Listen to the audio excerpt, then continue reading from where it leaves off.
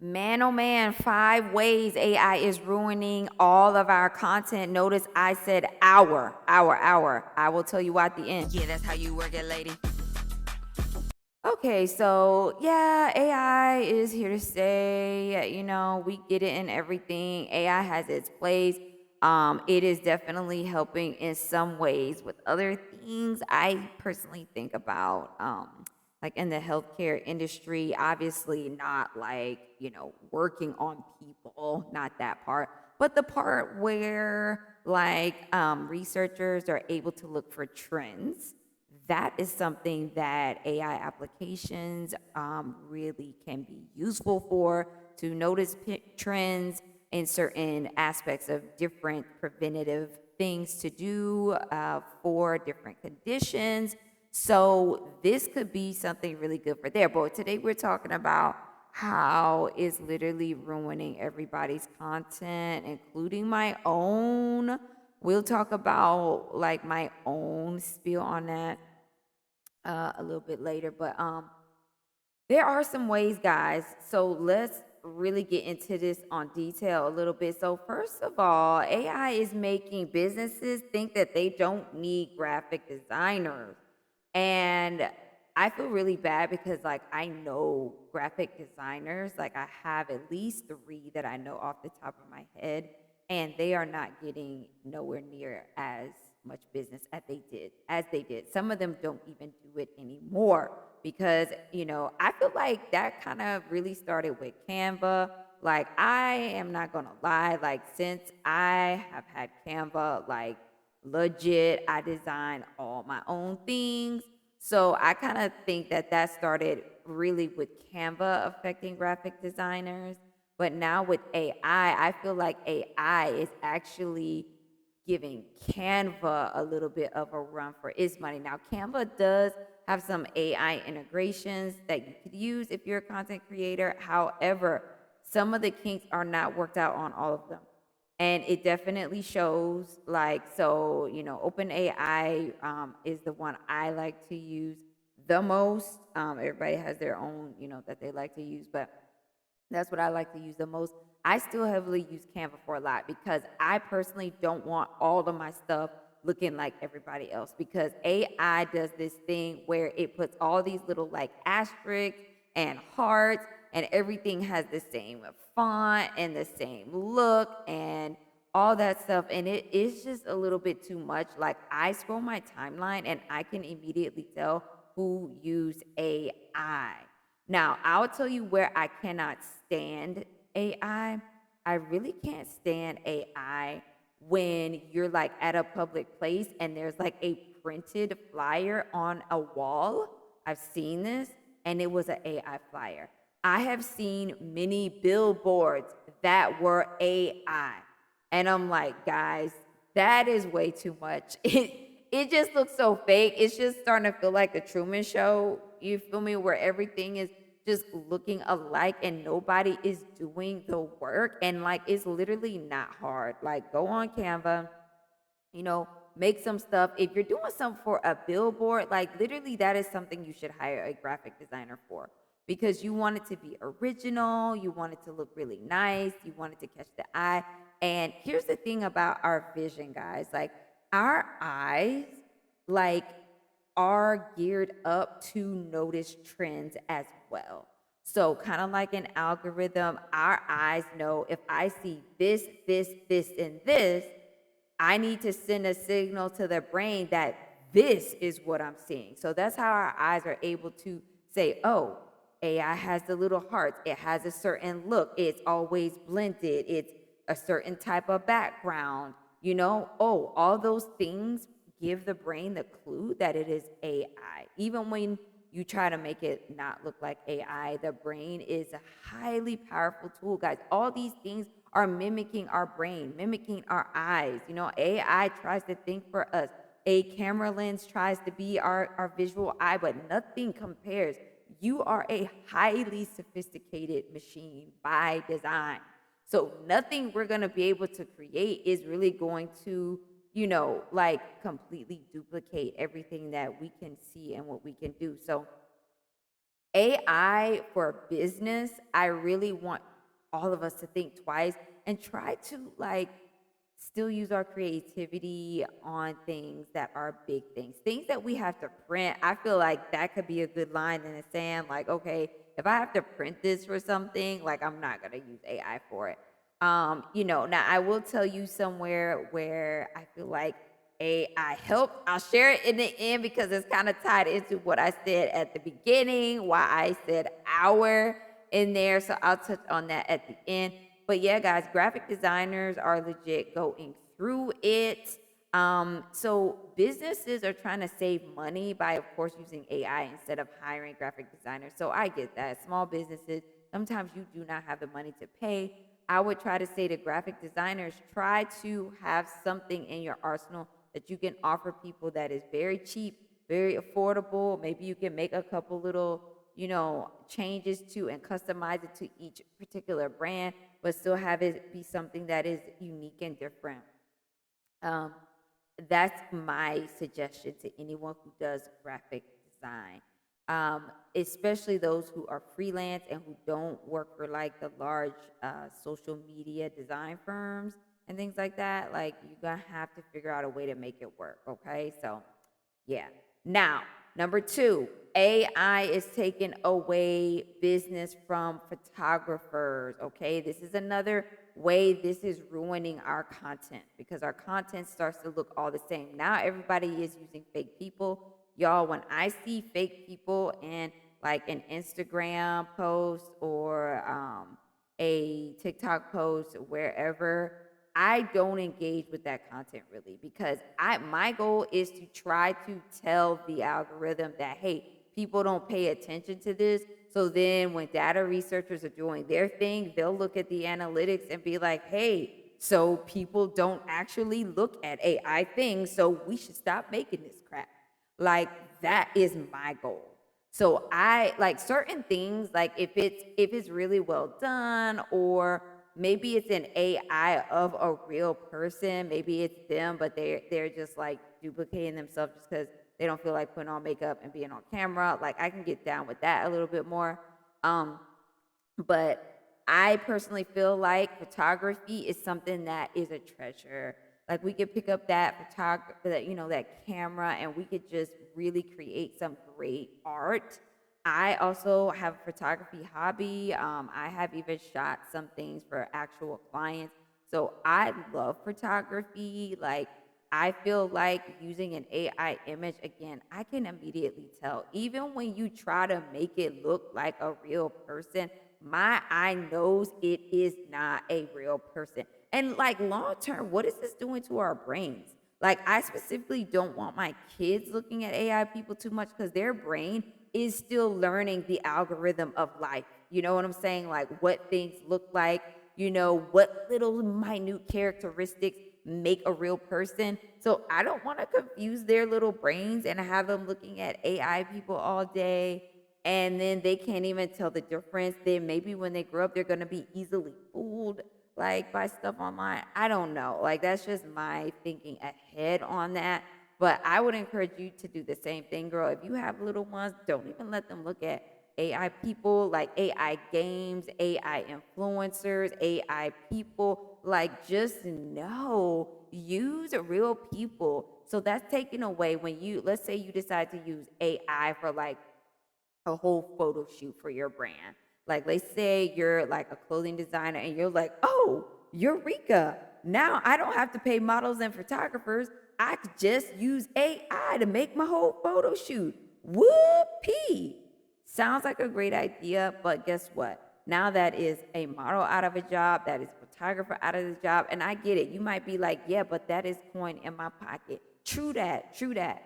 Maybe use AI to just do like, those like they're like invisible like bodies, where like the clothes are on a body, but there's no one there, like the person is removed. Like, maybe use AI to do that, and then maybe once a year, like, save your money throughout the year, and then once a year you do a real shoot with real people. You know what I'm saying? Maybe use AI for some of the fluff on your Instagram posts and stuff like that, but then, using like real people for those big ad campaigns, anything that's going to be in a magazine, anything that's going to be on a billboard, anything that's going to be on TV, like, or even like a ad that's going to run on YouTube or TikTok. Like, to me, you want to invest in a real person for that, because again, at the end of the day, it's ruining your content. That's the title of this video. Like, all the things we're going through, it's ruining your content because our eyes are so smart, our brains are so smart. No one is buying it, and people are not engaging with it as much. So it really is going to be harmful to your bottom line in the long run if you're depending on this like that. So, number three, businesses are using cheap AI content over professional branding. So that's kind of like what we're talking about. But the issue here is, let's say you pay someone to create like 20 posts. Well, you could just have AI. There's different apps, AI apps, especially for generating social media content, and they'll make hundreds, of flyers for you for your Instagram. Like, to me, I feel like that is a tool that could be useful, but I would challenge everybody to say, okay, this is good. How can I like how can I kind of tailor it a bit? How can I customize it? Maybe that does cut out some of the legwork and save some money, but how can I still give it a little bit of personal flair? How can I maybe change the design a little bit, or whatever it is? Or how can I incorporate some real posts on a reel? Maybe there's one AI post and the next one is real. Like, what can you do?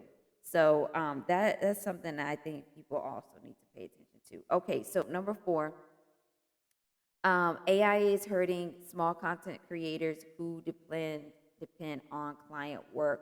So this again kind of factors into what we're talking about, but we're talking about other people now. Let's talk about social media managers, videographers, people who make video. Now AI can literally generate video, guys, zoom in and out on it, add captions, even take a photo and turn it into a video, which to me, I hate those because I can still tell that it's not real.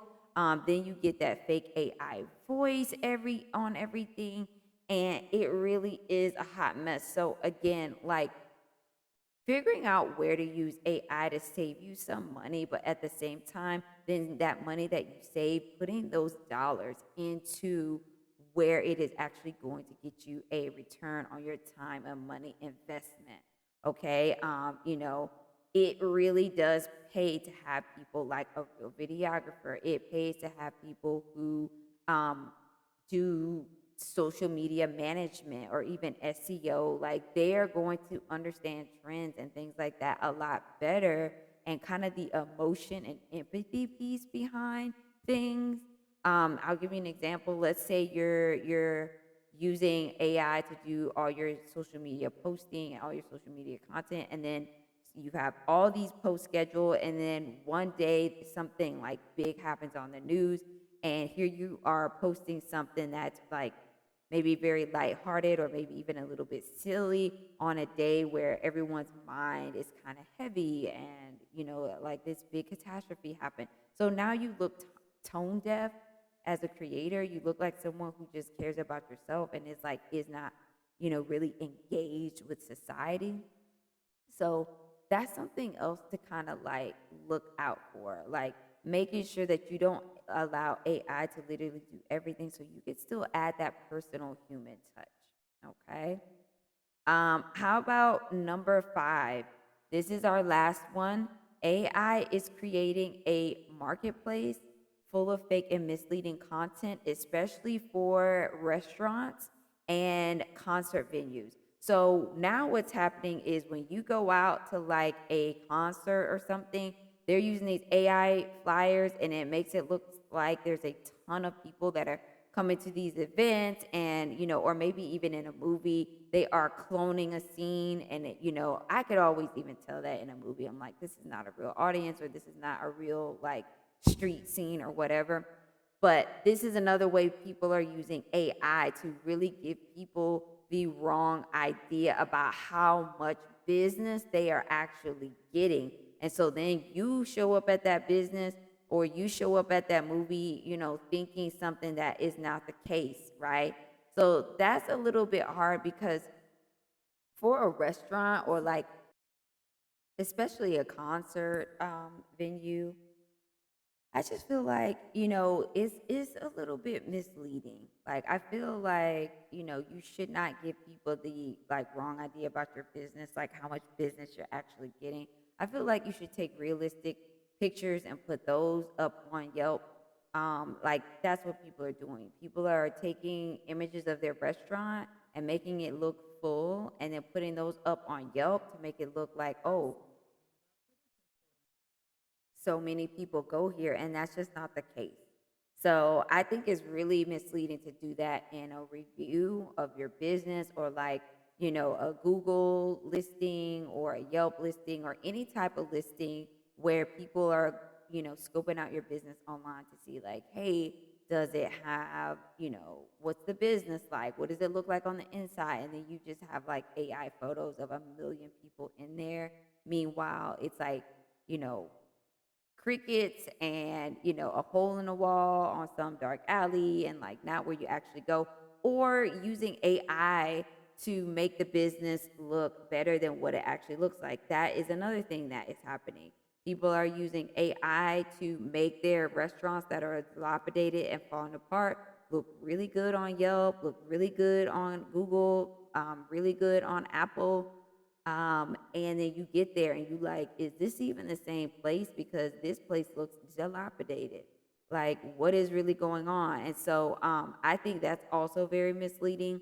We're also seeing this pop up in real estate. So people who are trying to sell their home will use AI to, hook up their place, make their crib look a little bit better. Meanwhile, it looks like actual garbage and holes in the wall, oh, remove this hole in the wall, oh, make the crown molding look better, oh, fix my raggedy door, oh, fix that broken window, oh, fix the lighting in here and make it look brighter. And then you get to the place and it's like not what it is. So here's the thing about all this kind of stuff: when you're using AI to doctor a location, doctor a physical place where customers or a buyer or of some sort is going to come, you are really going to get yourself in trouble doing that, because once people get there and see this is not the same, now you're going to face getting a bad review or not selling whatever it is you're trying to sell. So why bother? Why bother? Just post things as they are. Like, don't try to mislead people or make things look better than what they are, because ultimately you are wasting people's time and your own time, guys. Nobody is falling for it. No one is falling for it. Now, I told you I was going to tell you the last way or the last thing. So I'm including myself in this because I ain't gonna lie, like we are all using AI and I include myself in that. Where AI, the only thing that I really am using to help me out with AI is YouTube thumbnails. I feel like for thumbnails, the AI is basically mimicking what we were making our thumbnails look like anyway. So it works. Our brains, excuse me, our brains are already like geared up to look at those types of like YouTube thumbnails. So thumbnails are have always been very catchy and almost some of them kind of cartoon like, or kind of like really just out there and bright and lots of different fonts and a lot going on. And that is what I feel like AI, all of it looks like. It looks like a YouTube thumbnail. And when I really think back about it, like before OpenAI came out, like there was software to generate thumbnails, and I feel like somebody somewhere just probably used that API, plugged it in, and was like, "Hey, make any generated photo look like a YouTube thumbnail."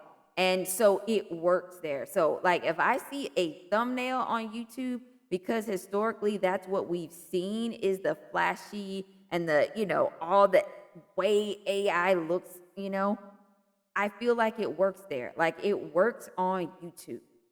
I don't mind it. I still engage with those videos unless it's like just horrible AI and it like I click on the video and then I get a talking voice. I'm like, absolutely not. But if it's just used to like do a catchy headline or, kind of splice things and put a lot of images on one page, like I feel like that's very helpful. So for all you guys like who are trying to figure out like, hey, what's a good way to use AI? I say use it for YouTube thumbnails all day. I still do a little bit of personalization on mine. I don't use them like straight like that.